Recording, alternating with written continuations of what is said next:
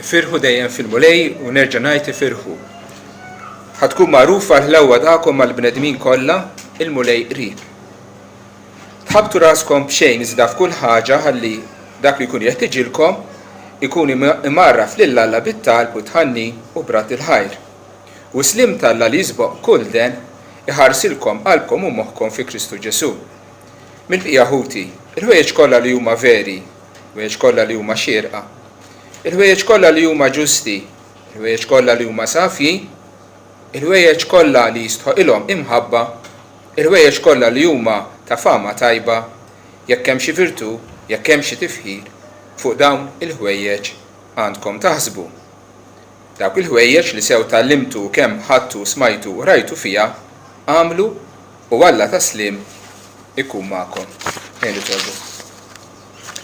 Nissiena li inti fismewit nirringrazzjak li dalgħodu nistgħu niġu fil-preżenza qaddisa tiegħek u nitolbuk.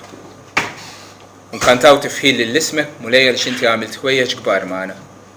Inti bagħat il-libnek Ġesu Kristu biex jisserjanina l-feddej, biex jeħlisna minn dnubietna, biex jiksibna għalik, biex insiru wuliedek u biex niġu mulej fid-del tiegħek, fiħdanek mulej u nsibu fik l-ħniena u l-ħlewwa u l-imħabba li tant qalbna tixxenna għalihom. Għalhekk nitolbok mulej li waqt li nikkonsidraw il-kelma tiegħek u x'tgħidilna inti mulej dwar il-biża' u l-ansjetà, tkun inti l-għallim tagħna u tkun int mulej li fl-aħħar mill-aħħar teħlisna minnhom u tagħtina l-paċi li inti biss tista' tagħtina. Nitlob dan f'isem Ġesu Kristu. Amen. Ifirħu dejjem fil-mulej u nerġa' ngħid ifirħu. U għen ngħiduha nifirħu aħna u għandna għalfejn nifirħu tafux.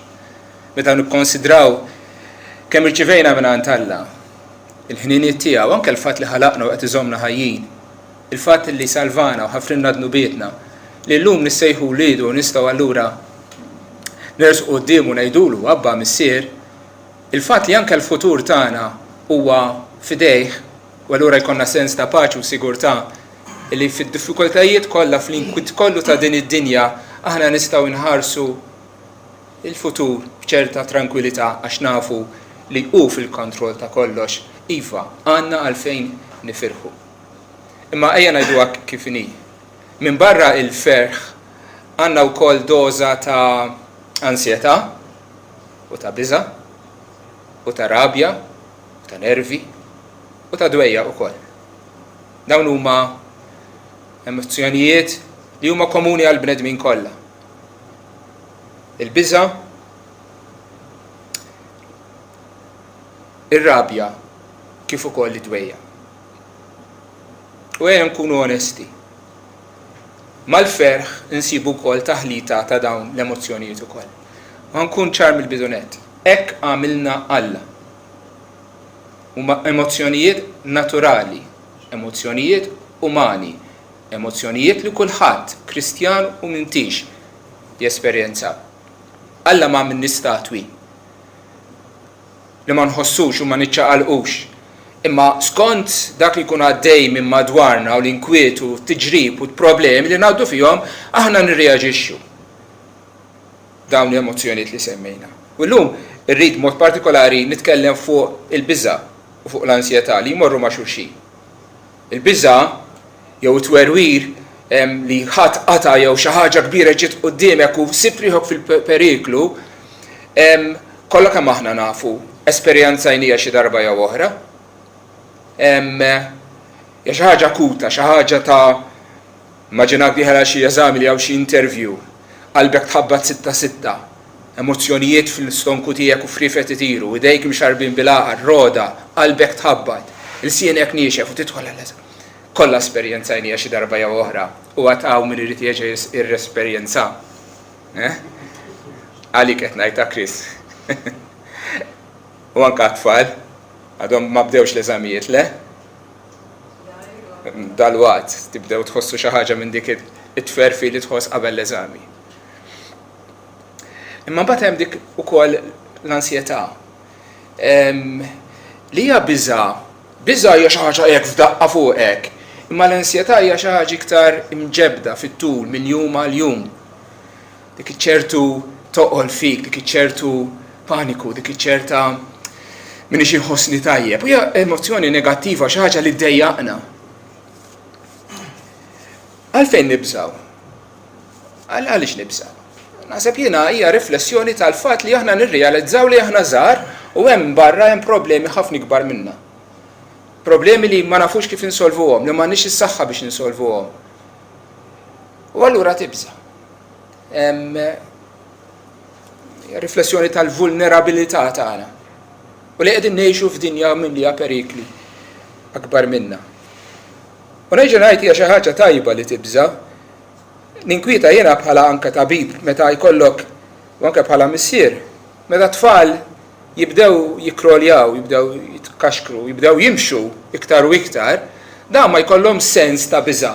It-toddlers le, qed tarah dan l-imbierek tarbija b'subaħ idaħħal subaħ fil-fan li qiegħda ddur. Ma biża ta' xejn hu. Ma jafx kemm hemm periklu, jew subaħ imxarbin u qed idaħħalhom fis-socket tal-elettriku. Jew hemm triq qabad waqasamlek dan m'għandux sens ta' biża. Alla-ħares ngħixu hekk, alla-ħares m'għandniex il-biża li żżommna li tipproteġina mill-perikli tal-ħajja. Aħsbu ftit, mhix tibżaw intom. X'inhuma l-affarijiet li jbeżżawkom? Jien għamilt lista hawnhekk. L-ewwel il-forzi fiżiċi. Per eżempju, min minna ma jibżax mill-loli, illi tkun ftar f'tasies u tħares l-isfel u tħoss dak is-sens ta' ansjetà li ma ħaresna. Minna l-animali, mhux qed titkellem biss mill-liljuni, imma anke mixi urdiena. Mis-sajjetti, l-forzi kbar tal-dak, min qatt kien f'xi maltempata jaqsam bejn Għawdex u Malta u tara s-sema u l-baħar jitħaltu ġo xulxin, tibża. Nibżaw ukoll minn nies. Nibżaw li jagħmlulna l-ħsara. U hemm nies hemm barra li kapaċi jagħmlulna l-ħsara. Nibżaw mit-tajjir li waqgħuna ċ-ċajt illi iwarbuna fuq il-post tax-xogħol. Bħalissa l-ISIS qegħdin jagħmlu minn kollox biex iwerbru lid-dinja bl-attakki selvaġġi tagħhom biex iwerbru lil kulħadd. U ħafna nies jibżaw isifru, jibżaw marru fl-Ewropa għaliex jibżaw minn xi attakk terroristiku. Nibżaw ukoll bħala studenti minn eżamijiet jew minn interview għax-xogħol. Aħna li aħna ġenituri nibżaw għal uliedna. Nibżaw meta jkunu morda, nibżaw meta għandhom l-eżamijiet, nibżaw għal futur tagħhom. Nibżaw mill-mart.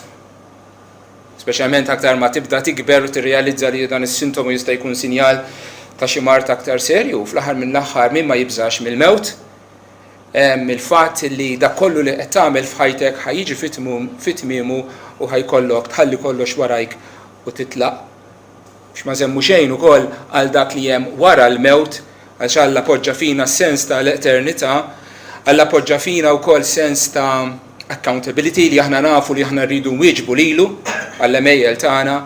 U allura aħna nafu li hemm ġenna u hemm infern, hemm ġudizzju jistennina u sewwa tagħmel li tibża mill-mewt. Il-biża' qatt ma ħanħelsu minnu kompletament fuq id-dinja. U alla ħares neħilsu minnu kif diġà qed, il-biża' Alla tgħinna biex tipproteġina. Fis-sens morali, pereżempju, l-Apostlu Pawlu jgħidilna jekk tagħmel il-ħażen, ibża'. Jekk inti tikser il-liġi, jekk inti m'intix iżżomm l-affarijiet tiegħek il-ħlas tat-taxxi u x'naffijen kif suppost, għandek raġun tibża' u l-ħares ma tibżax. Jekk inti tgħaddi bil-100 kilometru quddiem speed camera, naħseb li tibża u jkollok raġun tibża. Iva, l-biża' mill-konsegwenzi tal-emejjel tagħna għandhom ikunu hemmhekk. Għandu jkollok dik il-biża' li l-Bibja tirrakkomanda bħala il-bidu tal-erf, x'inhi? Il-biża' ta' Alla. Ġesu għalinna jien ngħidilkom minn għandkom tibżaw. Tibżawx mill-bnedmin. Illi dawn la li jistgħu jagħmlulkom u li joqtlukom u jeqirdu ġisimkom. Min ngħidilkom minn għandkom tibżaw. Ibżaw minn Alla li kapaċi jeqret kemm ruħkom u kemm ġisimkom fl-infern. U jaħasra kemm hu sew li kieku f'pajjiżna għaw ħafna aktar biża ta' Alla. Ma qegħdin ngħixu f'soċjetà fejn il-Alla mhux meqjus, il-liġi tiegħu hija mistkerħa. Nifirħu llum ngħaddu liġijiet fil-Parlament li jmorru kontra il-prinċipji morali tal-Iskrittura. U niftaħru li issa sirna progressivi u aktar liberali. Le m'hawnx biża Alla f'pajjiżna. U jalla jkollok dik il-biża. Kif inkantaw f'grazzja tal-Aġeb li kienet il-grazzja illi beżżatna, li werwritna, illi ġibitna konxji tad-dnub tagħna u tal-konsegwenzi li d-dnub tagħna jista' jġib. Imma bad kienet l-istess grazzja tal-Alla li resqitna lejn Kristu ċivejna l-maħfra minn għandu. U ħelsitna minn dik il-biża ukoll. Imma li nibqgħu nibżgħu minn Alla matul ħajjitna kollha bħala nsara, bħala dixxiepli ta' Kristu, bħala uliet Alla, iva, Alla tagħna jistħoqlu jkun imweġġaħ. Ikonna sens ta' reverenza, ikonna sens ta' biża qudiemu. U anke bħala nsara, maħna ħaneħlisu qatt kompletament mill-biża. U minn ċertu sens ta' twerwir. F'ċirkostanzi partikolari iva ħatibża kif bżajt fil-passat ħaterġa' tibża fil-futur. Tinkoraġini ħafna dak li qal l-Apostlu Pawlu meta kiteb lill-Korintin u qalilhom, u dan ftakru l-Apostlu Pawlu li aħna nżommuh bħala champion tal-fidi li maru pritka mal-Ewropa kollha. U stqar magħhom, għallhom jiena meta ġejt għandkom, jien kont magħkom bid-djufija u bil-biża u bit-trejid kbir. Meta pritkalhom l-Evanġelju kien imbeżza, kien imwerwer. Taf xem tajjeb fija? Il-bil-biża u trejid kbir li kellu xorta waħda pritkalhom. Il-biża ma paralizzatux. Il-biża ma ġalitux ikun diżubbidjenti għas-sejħa tal-Alla. Xorta pritka, xorta obda lill-Alla minkejja l-biża tiegħu.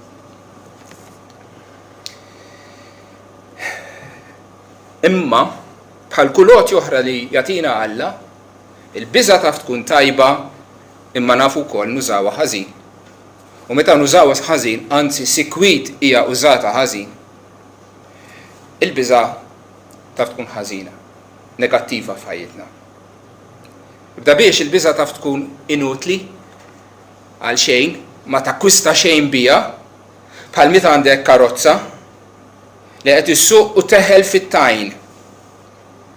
U inti tafas il-gass u r-rota aktar iddur fit-tajn u taqqat, imma il-karozza ma tiċċaqlaqx pulzier il-qudiem. Dik hija l-ansjetà u veru.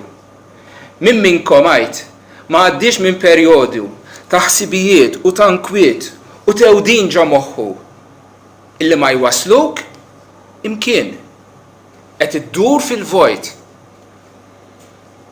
Ġesu għalinna min minnkom billi jitħasseb jista' jżid matulu kubitu wieħed. Billi ħadu qatt tinkwieta kapaċi inti ttawwal it-tul tiegħek b'ċentimetru. Jew tista' żżid ġurnata ma' ħajtek billi toqgħod tinkwieta. L-ansjetà hija inutli. Bla valur. Ma takkwista xejn minnha. Mela qiegħed sejlejn ix-xogħol fil-karozza filgħodu fis-7:30 u mwaħħal fit-traffic. U naf li se nasal tard. U tibda tiela t-temperatura, le? Tibda tiela l-pressjoni. U tibda tirrabja, ejja, suq! Ma tmux toffendi ta' qudiemek u tafas il-gass u sejjer u tagħmel lilek innifsek vampanar. U b'dak kollu wasalt mqar sekonda qabel ix-xogħol. Mela l-ansjetà tiegħek kollha u t-tensjoni li ħloqt kienet inutli. Mhux aħjar tajt, ara, għandi ċans nitlob ftit qabel ix-xogħol. Mela mulej, għenni, ikkalmani. Ejni biex nasal ix-xogħol nitlob skuża lil mallem tiegħi. Ejni biex darba oħra naħseb ftit qabel, ħalli ma nsibx li nnifsi f'din is-sitwazzjoni.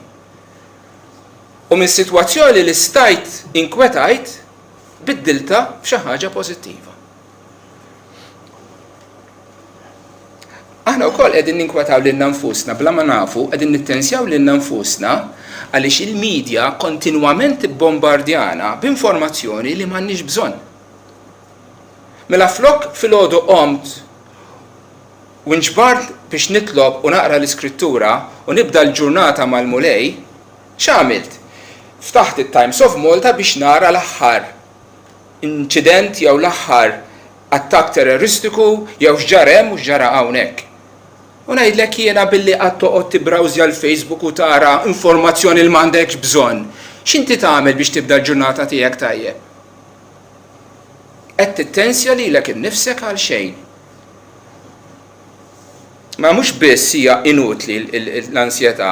L-ansjetà hija wkoll ta' ħsara. Ta' ħsara. Għax waqt li inti qed iddawwar ir-rota tal-karozza fil-vojt f'dak it-tajn u m'intix nimxi passi l quddiem, inti qed taħli l-enerġija li suppost dik l-enerġija qiegħda tmur f'affarijiet oħra billi inti tagħmel id-dmirijiet tiegħek, billi inti tieħu ħsieb il-familja tiegħek, billi inti tagħmel ix-xogħol li suppost qed tagħmel. U m'intix tagħmlu għax minflok qed taħli l-enerġija fix-xejn. U iva, l-ansjetà ma tħallikx tiffoka fuq dak li għandek tagħmel. U ħafna drabi tagħmel lilek bniedem diffiċli ma tan-nies ta' madwarek. Għax min ġi kelmek, jew inti għaljenat f'affarijiet oħra qasbis tagħti każ li qed ikelmek, jew iddur u tispiċċa tirrabja miegħu. Tfixkil fir-relazzjoni, tfixkil fit-talb għaliex flok mur tinġabar titlob tispiċċa toqgħod tewden.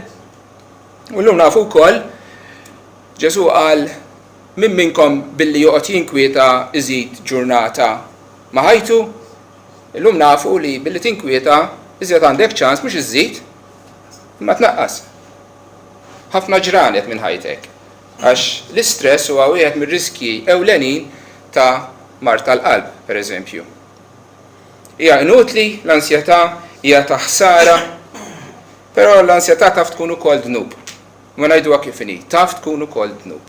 Għaliex hija wkoll nuqqas turi wkoll nuqqas ta' fiduċja falla. Inti minn għalik inti fil-kontroll ta' ħajtek u tad-dinja madwarek. U għalhekk qed tkun ansjuż u m'intix tafda lill-Alla li huwa sit fuq is-sidien li qiegħed imexxi kull ma qed jiġri f'did-dinja inkluż ħajtek u l-ambjent u ċ-ċirkostanzi tiegħek. M'intix tafdah lill-Alla. M'intix tafdah. Qed tkun tipprova tkun int Alla, meta inti ma kontx meta inti tant żgħir, meta inti dudu tal-art. U lill-Alla m'intix tafdah.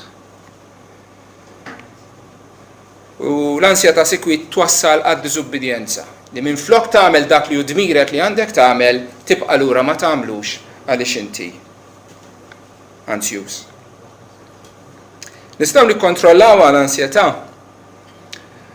iva u mhux biss nikkontrollawha ma bl-għajnuna talla s-servi ta' ġid għalina. Kollox jaħdem għal ġid ta' dawk li jħobbu l-Alla. Inkluż l-ansjetà, inkluż il-biża', inkluż dawk iċ-ċirkostanzi diffiċli li għaddejja minnhom. Tħabtu raskom b'xejn, tinkwetawx, tkunux ansjużi tgħidilna l-Iskrittura.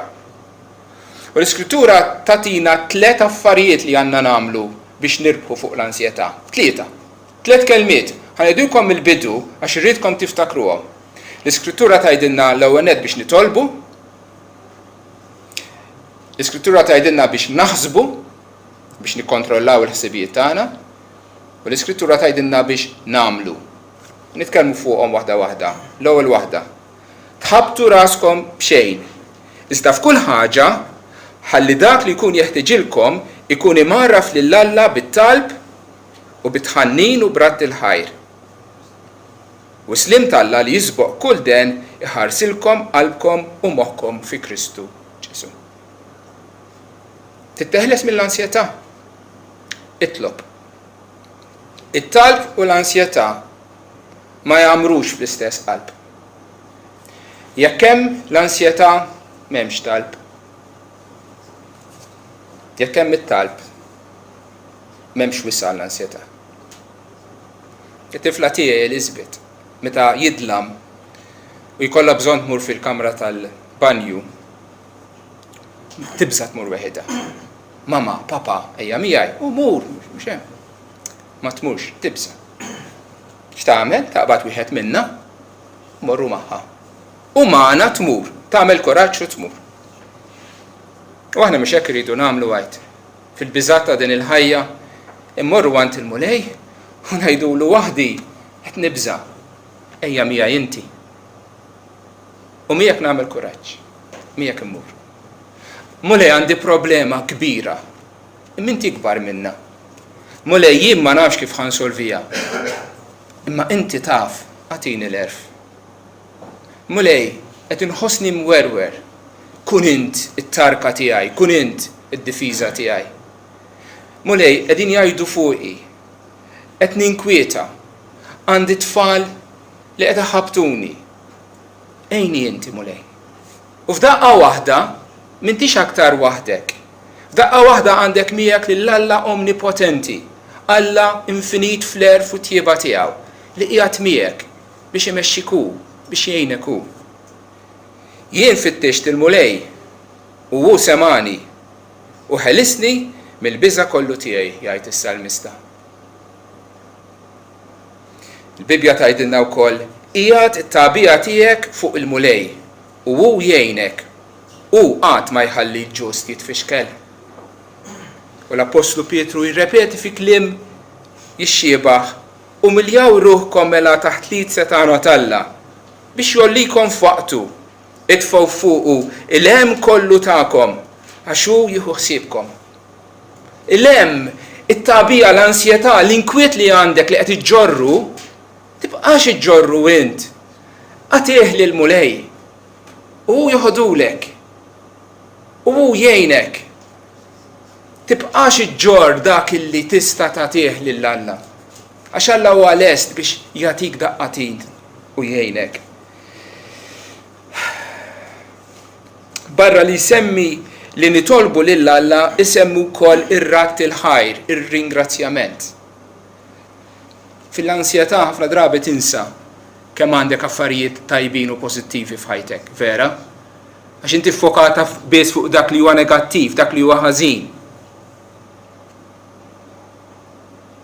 Tinsa li Alla qajmek mis-sodda, li inti b'saħħtek, li inti għandek familja, li għandek dar, li għandek xtiekol. Tinsa l-barki spiritwali li tak. Allura rridu ikonna sens ta' rat il-ħajr ukoll, ta' ringrazzjament, ta' rikonoxximent li l-Alla kontinwament nirringrazzjawh. U qalb li hija grata hija qalb ferħana. Qalb illi ma tirringrazzjax mhix grata hija qalb magħluqa fiha nnifisha, gergir, tmaqmieq, depressjoni, dwejjaq. Ejja nitolbuh. Ejja nirringrazzjawh. Ejja mmorru għandu. Il-mulej qed jistedinna. Ejja għandi intom il-koll li intom imħabtin u mtaqlin. U jien inserraħkom. L-ewwel waħda mela biex nikkontrollaw l-ansjetà irridu nitgħallmu nitolbu. It-tieni ħaġa li jsemmi huwa l-ħsieb. Ara x'jgħid. Mill-bqija ħuti il-ħwejjeġ kollha li huma veri, li huma xierqa, li huma ġusti, li huma safjin, li jistħoqilhom imħabba, li huma ta' fama tajba, jekk hemm xi virtu, jekk hemm xi tifħir, fuq dawn il-ħwejjeġ għandkom taħsbu. Issa din hija importanti. Il-moħħ huwa il-fabbrika tal-ansjetà. U l-battalja ħad tiġi miġġielda, tintrebaħ jew tintilef hawn fil-moħħ. Irridu nitalmu nieħdu kontroll ta' ħsibijietna. Xi ħadd anzjuż ma nistax ngħidlu tinkwetax fuq dik il-ħaġa, toqgħodx taħseb fuqha. Li xi ħadd anzjuż irrid ngħidlu tgħallem aħseb differenti fuq dik il-problema li inti qiegħda tifnik. Tgħallem differenti, tgħallem aħseb differenti. Tgħallem aħseb mod bibliku fuqha, mod li jixraq lilek bħala nisrani, mod li jixraq lil wieħed li jgħid li jemmen falla. Tgħallem ibdel il-fema tiegħek. Għax l-ansjetà dak il-ħsibijiet it-tewdin għaddejjin iduru mhuma ħajwasluk imkien, però ma tistax taqbad u tinjorhom. Aħna ma naħdmux hekk. Aħna rridu naqbdu dawk il-ħsibijiet, inbidluhom ma' ħsibijiet oħra u mbagħad tkun ħieles minn dawk l-ansjetajiet li qegħdin ikidduk. Jekk ngħidilkom ara, nagħmlu esperiment żgħir. bħalissa taħsbux fuq imneħirkom. Ħantikom ċans, taħsbux fuq imneħirkom. Fuq xiex kontu qegħdin taħsbu?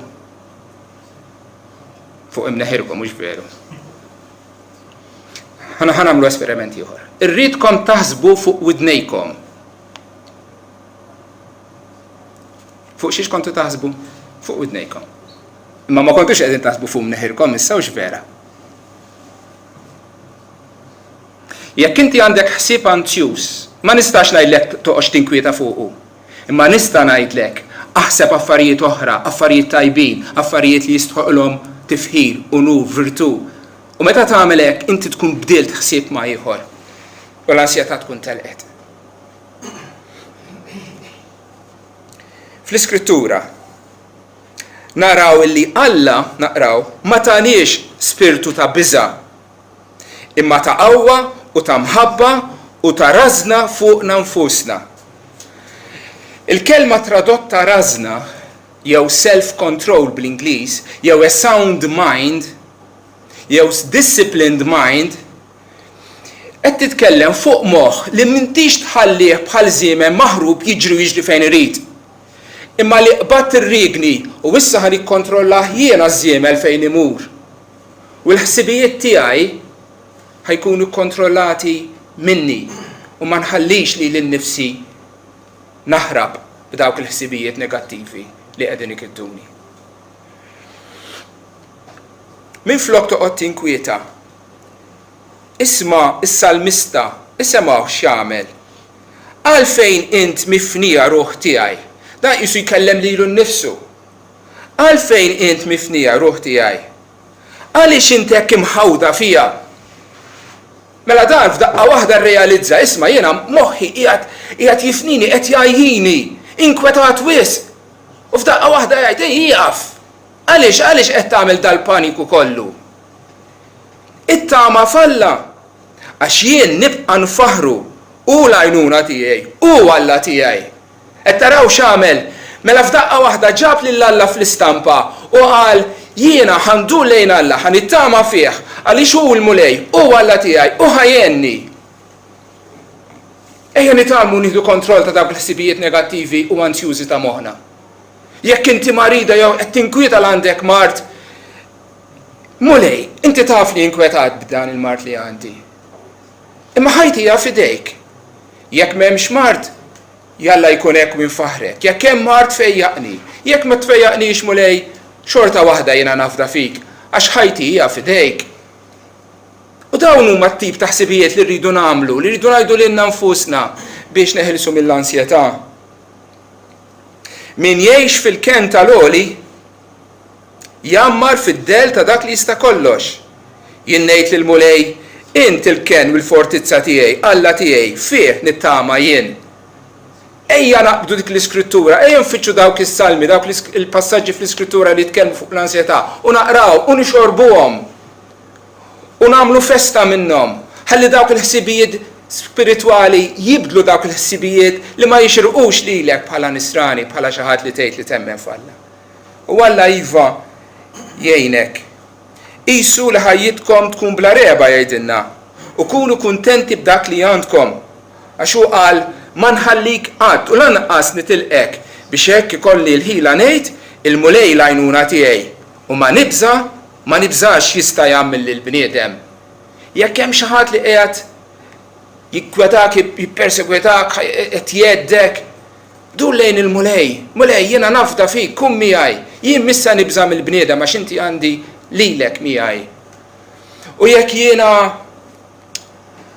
bħala missier tal-familja rrid nipprovdi għall-familja u x-xogħol sejjer ħażin u bħalissa m'għandix wisq u qed ninkwieta illi mhux se jkolli biżżejjed finanzi, ma se jkolli biżżejjed biex insostni l-familja. Iva, ftakar illi l-mulej u miegħek. Ħalli nkun kuntent bil-ftit li għandi llum. Għada l-mulej ħaj jipprovdilek. Ma nitilqek qatt għallek. U jekk fix-xeba kien il-mulej li tak. U jekk finqas kien il-mulej ukoll li provdilek inqas. Ħalli nkunu dejjem ferħanin b'dak li għandna. Ir-reba ma tgħin lil ħadd, il-fatt li rrid iktar u iktar u iktar u ninġar mentalità tad-dinja tagħna li kulħadd irid iktar u iktar u iktar u iktar. Mista tagħmlek aktar ferħan żgur. Aħjar tkun kuntent bil-ftit li għandek u tafda l-futur f'idejn Alla. Iva, l-ar ħaġa li nistgħu nibżgħu minnha hija l-mewt kif għadna fil-bidu. Imma anke hawn nistgħu nifrantaw il-mewt mhux b'ansjetà imma b'kuraġġ. Iva kemm nimxi fil-wil ta' del il-mewt ma nibża minn ebda ħsara. Għalfejn? Għalfejn ma nibżax mill-mewt? Għax int miegħi ifarġuni l-ħatar u l-asluġ tiegħek. Il-fatt li hemm Alla miegħek biex tgħaddi minn dak il-wiet mudlam tal-mewt tagħtik il-kuraġġ anke quddiem l-ar għadu tagħna il-mewt. Fuq diskors tal-Muntanja Ġesu dak il-passaġġ vera sabiħ ikellimna u jgħidilna u semgħu kemm il-darba jgħidilna biex ma noqogħdux nitħasbu. Għalhekk ngħidilkom la toqgħodux titħasbu għal ħajjitkom sejrin tieklu, sejrin tixorbu, lanqas għal ġisimkom x'sejrin tilbsu. Il-ħajja mhix aktar mill-ikel u l-ġisem aktar mill-ilbies. Ħarsu lejn it-tjur tal-ajru huma la jiżrgħu la jaħżdu la jaħżnu fl-imħażen, madankollu missierkom ta' smawiet jitmagħhom ma tiswewx aktar minnkom. Jekk Alla jieħu ħsieb l-għasafar tal-bejt, taħseb li ħajinsa lilek. U minn minnkom billi jitħasseb jista' jżid matulu kubitu wieħed, l-ansjetà hija inutli. U għalfejn titħasbu fuq l-ilbies, ħarsu lejn il-ġili tar-raba kif jikbru u ma la jaħdmu laqqas jażlu. U jien ngħidilkom li lanqas Salamun fil-glorja kollha tiegħu ma kien liebes bħal wieħed minn dawn. Iżda jekk Alla hekk libbes lil ħaxix tar-raba lil lumu u għada jinxteħed fil-forn. Kemm aktar libbes lilkom u nies ta' fidi żejra. Mulej għallimna nafdaw fik. U għalhekk la toqgħodux titħasbu billi tgħidu se niklu, se nixorbu, se nilbsu, għax dawn il-ħwejjeġ kollha jfittxu l-ġentili, il-pagani. L-inkwiet żejjed huwa sinjali qed tagħmel bħal-pagani. Int li tajt li inti Kristjan li tgħid li temmen falla. Għax missierkom ta' smawiet jaf li intom għandkom bżonn dawn il-ħwejjeġ kollha, intom ġenituri. U li tieħdu ħsieb li tfal tagħkom, ma taħsibx li missierkom ta' smawiet jieħu ħsieb lilna ferm iktar milli aħna nieħdu ħsieb li tfal tagħna. Għandhom għalfejn it-tfal tagħna jinkwetaw meta qegħdin nieħdu ħsiebhom aħna? Le, tija jgħal-inqas ma jinkwetawx. Mela għalfejn għandi ninkweta jien meta jien għandi missier fis-sema li jieħu ħsiebi?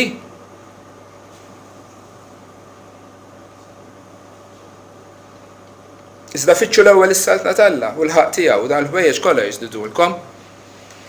Erġgħu ġiblu prioritajiet tagħkom kif suppost, tħallix dawn il-ħsibijiet antjużi ibiddillek il-lista ta' prioritajiet u tpoġġi lil Alla u t-tab kull knisja u l-qari tal-Iskrittura fil-qiegħnet meta suppost ikunu fuq. Fitxu l-ewwel is-saltna talla u l-ħaq tiegħu dan ħwejjeġ kollha jiżdidulkom. Wiegħda minn Alla. Il-bżonnijiet fiżiċi tagħna Alla ħajjipprovdihomna. Ejja npoġġu l-prijoritajiet tagħna kif imiss. La titħasbux mela għal għada. Għax għada jaħseb għalih innifsu biżżejjed għal-jum u l-għali tiegħu. U din hija dan huwa insight importanti fuq l-ansjetà.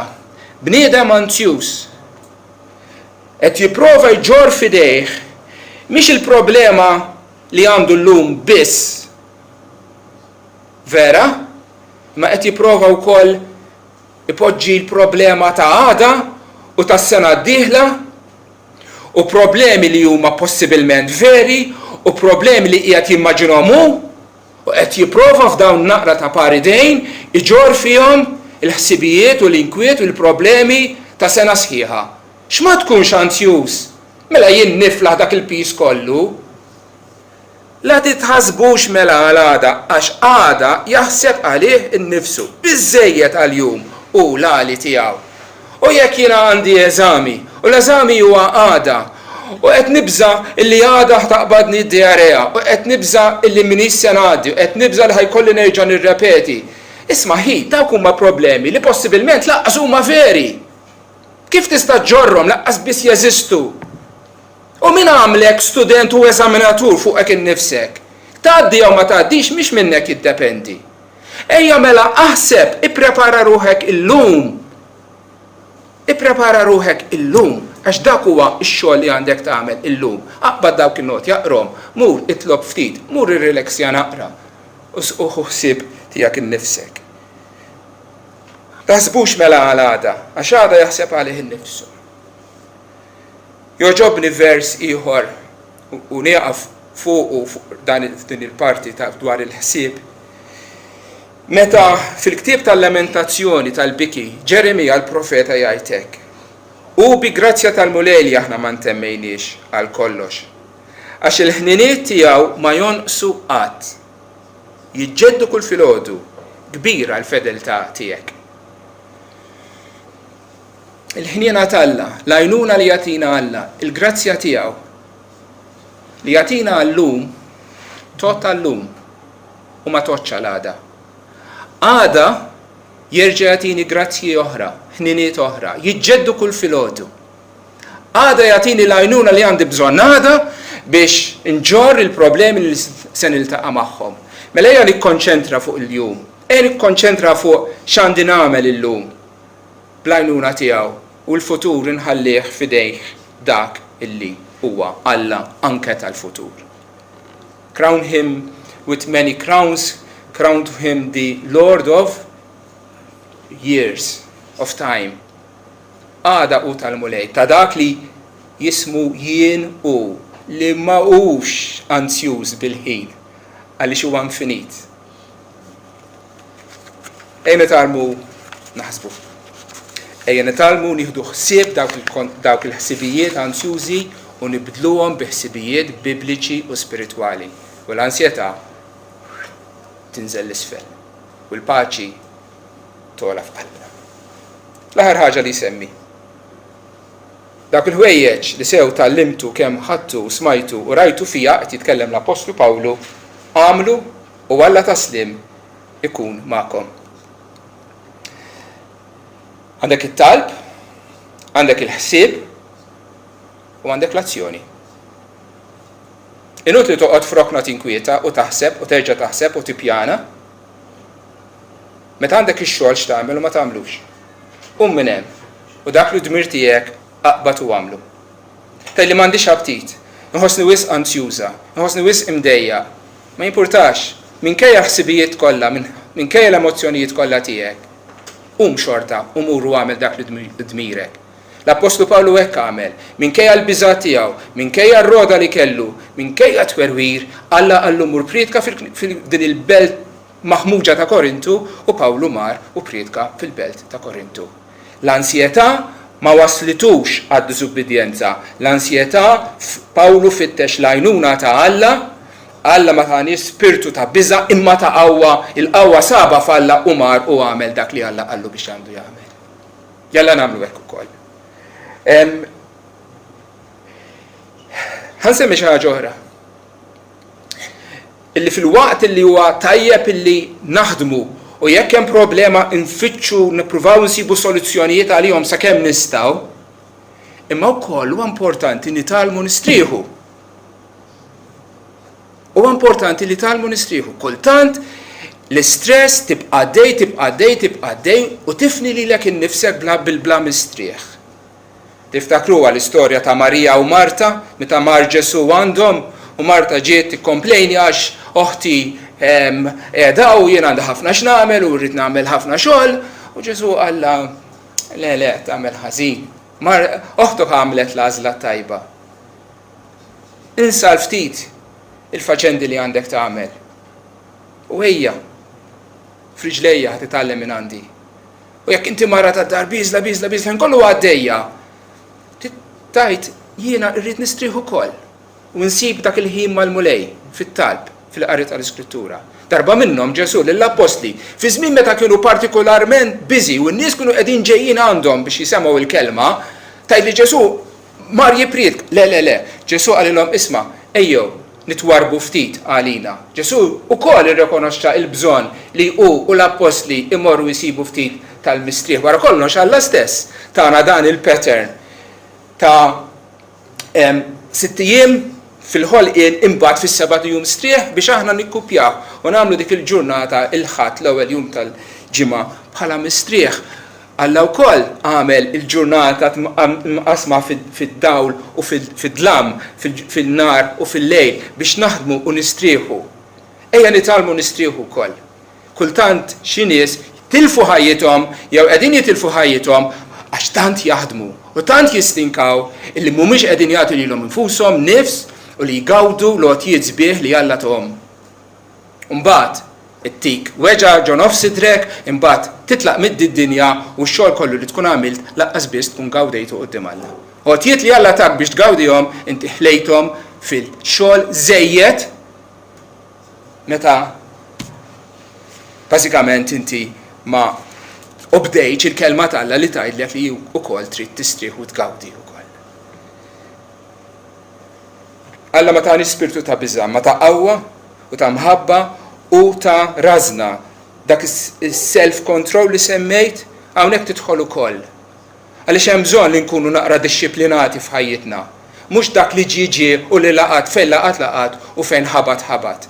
Imma li jkollok sens ta' pjanar li inti tkun dixxiplinat mela qomt ħammur niltaqa' mal-mulej fit-talb u għandek il-pjan tal-ġurnata, jekk għandek ħsibijiet li trid, allura tieħu ħsiebhom fil-futur iktibhom fuq karta biex tneħħihom minn moħħok u tista' tikkonċentra fuq affarijiet oħra.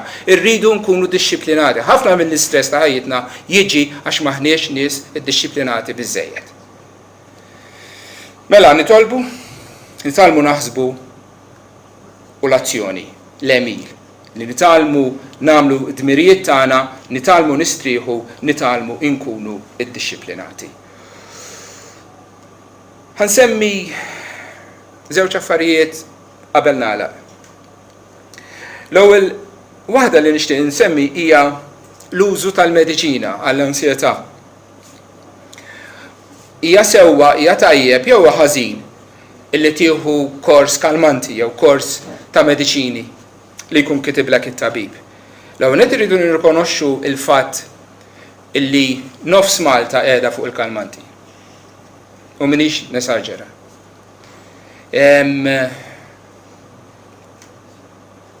Huma fost l-aktar mediċini li jinkitbu. Hemm użu għalihom, nagħtikom l-opinjoni tiegħi. Dawn huma kimiċi, sustanzi illi il-bniedem bl-erf li taħalla sab li għandhom effett fuq l-emozzjonijiet tagħna. U nara ċirkostanzi fejn l-użu tagħhom jista' jkun ġustifikat. Però ngħid żewġ affarijiet biss. Jekk inti qiegħed fuq xi kalmanti jew xi mediċini oħra, taqbadx u tgħid le jien bdejt nafda falla, jiena nafda falla minn ħanaqbad u waqqafhom. Ġismek ikun drom u l-effett imbagħad ikun il-kontra. L jekk ħatwaqqaf xi mediċini jew taħseb li tista' twaqqafhom kun iggwidat mit-tabib li kitibhomlok to start with. It-tieni ħaġa, il-mediċini fihom infushom qatt ma ħajsolvulek il-problema tal-ansjetà. Jekk inti minn għalik ħatiħu l-problemi, il-mediċini, u ma titlobx, u ma tikkontrollax ħsibijietek, u ma tagħmilx dmirijietek, allura tista' tieħu spiżerija mediċini u xorta waħda m'intix se tfieq mill-ansjetà. Tajjeb. Kelma oħra, rigward aħna ma' xulxin fil-familji tagħna fil-Knisja, għandna ministeru l-aħwa illi ngħinu u ninkoraġġixxu l-xulxin. Għandna bżonn ngħinu u ninkoraġġixxu l-xulxin. Jien forsi bħalissa għaddej minn fażi li minix inkwetat wis, int forsi għaddej minn fażi li int inkwetata ħafna. Forsi għaddej minn problema li għaddejt minna jien qablek. Mela nista' niġi u ntik daqqatit u ngħidlek kelma ta' inkoraġġiment. U tgħinek tassew. Bibja tgħidilna il-għali fil-qalb jew l-inkwiet fil-qalb tal-bniedem ikidda. Tiġbdek l-isfel, tinkett, tejja, iġġor dawk il-ħsibijiet. Iżda kelma tajba tferraħa. U f'post ieħor jgħid, saħħu l-idejn merħija, wettqu l-irkobtejn imreda, ejdu lil dawk ta' qalbhom imbeżza, għamlu l-ħila, la tibżawx, araw Alla tagħkom. Hemm post li ngħinu li xulxin, ninkoraġġixxu xulxin, wieħed mir-raġunijiet ewlenin li tagħtina l-Iskrittura għalfejn niltgħu bħala Knisja biex ninkoraġġixxu li xulxin. Għandna bżonn dik l-għajnuna. U ħana jitkellmu oħra bil-kontra. Xi wħud għandhom tendenza li kull fejn ikunu jħolqu t-tensjoni, jħolqu l-inkwiet. Ejja ma nkunux hekk. Ejja l-preżenza tagħna ma' xulxin tkun waħda illi tedifika, tibni, tgħin lil ħadd ieħor, tagħti kuraġġ u mhux kompli żżid fl-inkwiet li dak li jkun ikun għaddej minnu. Mela, bdejna billi għadna li l-mulej ridna nifirħu. Rikonoxxejna wkoll li aħna mbagħtu mill-ansjetà u mill-biża'. Imma l-biża' u l-ansjetà jistgħu jservu ta' ġid. Jistgħu jservu għal għan pożittiv. Ma nafx jekk innotajtux fil-qari tal-Iskrittura f'ħin minnhom jgħid is-sliem t'Alla li jisboq kull den iħarsilkom qalbkom u moħħkom fi Kristu Ġesu. Jekk titlob fil-problemi tiegħek, issib li Alla jagħtik dak is-sliem illi iħares qalbek u moħħok. Min huwa ansjuż jgħidlek nħossni se niġġennen. L-Iskrittura twedna li Alla jagħtina dik il-paċi li jkun għalina ta' gard biex tipproteġina. Alla jagħtina l-paċi tiegħu. U mhux biss, li fl-aħħar tal-passaġġ imur pass ieħor il qudiem. Dak wex li sew tallimtu kemm ħadtu rajtu fija għamlu u Alla taslim ikun magħkom. Mhux biss Alla jagħtina slim tiegħu, imma hu nnifsu Alla taslim ikun magħna. Bdejna bl-ansjetà, spiċċajna bil-paċi ta' Alla. Bdejna imwerwrin weħidna, iffaċċjati minn problemi akbar minna, u spiċċajna b'Alla taslim magħna. L-ansjetajiet tal-ħajja huma barka minn Alla jekk permezz tagħhom aħna nersqu iktar lejh u hu jersaq lejna u x-xirka ta' bejnietna issir aktar b'saħħitha. Dan hu l-awgurju tiegħi lilkom li fl-inkwiet tal-ħajja tfittxu lil mulej u fil-mulej issibu il-paċi. Ġesu għalilna inħallilkom islim, natikom islim tiegħi. Mhux bħalma tagħti d-dinja natikom jien. La tħallux qalbkom titħawwad, lanqas tħalluha titbessa. U nagħla bil-kliem tal-Apostlu Pawlu meta talab għalina u din hija wkoll it-talba tagħna. Issa l-mulej taslim jagħtikom hu nnifsu is-sliem ta' dejjem u f'kollox. Ikun il-mulej magħkom ilkoll. Amen. Amen.